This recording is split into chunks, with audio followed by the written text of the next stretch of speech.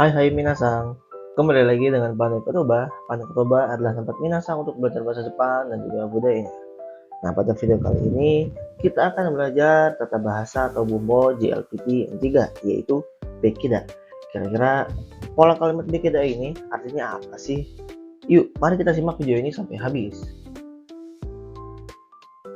Yang pertama, kita harus mengetahui dulu bagaimana sih fungsi dari tata bahasa ini. Pola kalimat dari Bekida ini digunakan untuk menyatakan keharusan ya, atau hal yang seharusnya sewajarnya seperti itu, atau ngomongin sesuatu yang memang secara normal itu harus dilakukan. Jadi mungkin ada sedikit perbedaan nih nanti dengan Nakireba Nanimaseng dan juga Hazuda. Nanti itu akan aku jelasin juga. Tapi secara garis besar ini dia fungsi dari pola kalimat Bekida. Oke, arti dari pola kalimat ini apa sih? Arti pola kalimat Bekida yaitu ada 3 ya. Yang pertama itu seharusnya, yang kedua itu sebaiknya, dan yang ketiga itu sepatutnya. Dan ini masing-masing tergantung dari konteks apa yang mau kita omongin ya.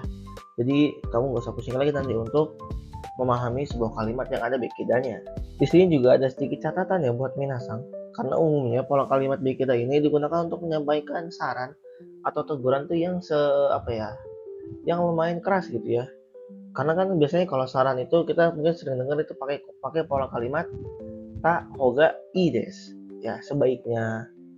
Nah, jadi untuk pola bekida ini itu lebih terdengar seperti teguran sebenarnya dibanding saran. Jadi juga harus hati-hati nih dalam memakai pola kalimat bekida. Jadi nggak bisa sembarang orang kita bisa ngomong pakai bekida nih. Itu dia catatan kecilnya dari pola kalimat bekida ini minasang. Nah, untuk buat kalimat ya dari bekida ini, jadi pola kalimat bekida ini berdampingan ya, atau biasanya sebelum bekida ini ada kata kerja bentuk kamus ya, bukan bentuk futsuke ya. Jadi bentuk kamus yang biasanya itu yang vokalnya u ya, kayak kakimas jadi kaku, ikimas jadi iku, gitu ya bentuk kamus. Dan juga ada sedikit catatan ya, untuk suruh itu di kata kerja kelompok 3 itu juga bisa jadi 2 ya, kamu terserah lebih nyaman yang mana, mau pakai subeki juga oke, surubeki pun juga oke. Cuman kalau secara Nikijo Kaiwa ya, conversation percakapan sehari-hari di Jepang itu lebih umum pakainya subeki. Oke, kita lanjut ya ke contoh kalimatnya nih. Kita ke rebung ya. Yang pertama sini ada yakusoku o mamoru bekida. Ya artinya janji harus ditepati. Nah, tadi udah aku jelasin juga di awal. Bekida ini hal yang harus dilakukan menurut norma gitu ya. Dan kita juga bisa tahu lah ya, kalau kita berjanji itu harus ditepati kan. Nah, kira-kira seperti itu fungsi dari bekida nih teman-teman. Tapi tenang aja, bagi teman-teman yang belum paham, di sini aku ada contoh kalimat lagi buat kalian yang mungkin masih belum nangkep nih. Apa sih bekida? Orang sama aja kok kayak Nakireba Nanimaseng, cuma beda kondisi dan konteksnya aja kok. Gitu. Secara arti sama-sama harus. Nah, di sini ada gakusei wa benkyou subeki da. Nah, kalimat ini artinya siswa itu harus belajar. Seperti yang kita tahu ya, secara normal pun memang pelajar atau siswa itu memang harusnya belajar. Seperti itu teman-teman. Jadi kira-kira gitu ya, bekida. Hal yang sesuatu yang harus dilakukan berdasarkan norma yang ada. Kalau siswa ya harus belajar, janji harus ditepati. Apalagi ya, kayak misalnya kita harus jujur. Nah, itu kan kalau secara norma itu adalah suatu hal yang harus kita lakukan. Tapi oke, tenang aja, karena di sini aku juga belum selesai. Nah, kalau aku lebih jelasin lagi gimana perbedaan antara hazu, bekida, dan nakireba masing di next slide-nya. Nah, jadi kita masuk ke kesimpulan dulu sebentar ya. Kesimpulan untuk pola kalimat bekida ini ya untuk menyampaikan saran yang tegas ya, kayak teguran gitu ya. Dan makanya kalau kita mungkin mau lebih lembut menyampaikan saran itu bisa pakai ta hoga i ya, karena penyampaiannya lebih lembut dan bisa lebih personal ya dibanding bekida. Dan kesimpulan yang kedua ya, ini ada perbedaan ya antara Hazuda, bekida, dan nakireba masing. Di sini sih udah aku tulis ya, kalau Hazuda itu untuk menyampaikan suatu keharusan yang berdasarkan sumber informasi yang telah diketahui. Misalnya kayak di Tenkyoho nih ya, Tenkyoho harusnya hujan gitu ya hari ini. Kayak Tenkyoho ni yoru to kyo wa ame ga furu hazu da. Seharusnya ya menurut ramalan cuaca hari itu hujan. Nah, itu kira-kira fungsi dari hazuda. Jadi sebelum dia ngomong suatu keharusan, dia tuh udah dapat informasi dulu nih teman-teman. Nah, kalau bekida itu adalah suatu hal yang harus dilakukan karena normanya memang harus seperti itu. Kayak kita harus buang sampah di tempat sampah. Contoh kalimatnya seperti ini.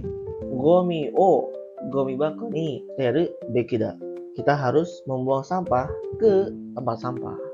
Itu kan suatu hal yang moral gitu ya, yang memang secara kalau kita adalah manusia yang baik ya dan patuh pada pemerintah gitu ya, itu kita harus buang sampah di tempatnya. Nanti bisa pakai bekida karena sesuai norma. Itu teman-teman. Kalau kereban dari masing itu adalah suatu keharusan yang telah ditetapkan. Itu contoh kalimatnya gampang, kayak misalnya karena masuk sekolah jam 8, berarti kita harus berangkat jam 7 nih. Watashi wa shichiji ni ikanake reba masing. Saya harus pergi jam 7. Karena apa? Sudah ada peraturan kalau masuk sekolah itu jam 8 pagi. Jadi kira-kira itu teman-teman. Ya, perbedaan antara tiga tadi, hazuda, bekida, dan juga nakereba masing.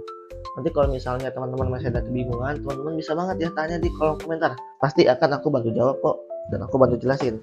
Jadi jangan malu-malu ya. Sebelum video ini berakhir gitu ya, akan ada kuis kecil-kecilan dulu ya teman-teman ya. Di sini silakan teman-teman jawab ya di kolom komentar, boleh artinya dari motto benkyo su bekida. Ya, kira-kira apa nih arti dari kalimat ini? Jangan lupa jawab di kolom komentar ya. Itu aja ya video penjelasan tentang bekida, dan juga tadi ada sedikit penjelasan perbedaan antara hazuda, bekida, dan juga nakereba masing. Semoga video ini bermanfaat ya buat minasang nih yang bentar lagi atau mungkin sedang berjuang untuk jalan PTN 3 nya gitu ya. Semoga nanti lulus. Dan jangan lupa ya untuk share video ini ke teman-teman minasang. Jangan lupa like juga ya. Jangan lupa kalau ada pertanyaan silahkan tanya di kolom komentar. Dan jangan lupa subscribe channel YouTube Panya Kodoba. Pola kalimat yang akan kita bahas selanjutnya itu adalah pola kalimat yoni. Nah, kira-kira yoni ini sama nggak sih sama yang kita pelajarin di Minano Nihongo 2? Apakah ada bedanya? Kalau penasaran, pantau aja ya channel YouTube Panya Kodoba, karena pasti kita akan upload pola kalimat yang 3 yoni. Terima kasih. Ja, mata deh. Bye-bye.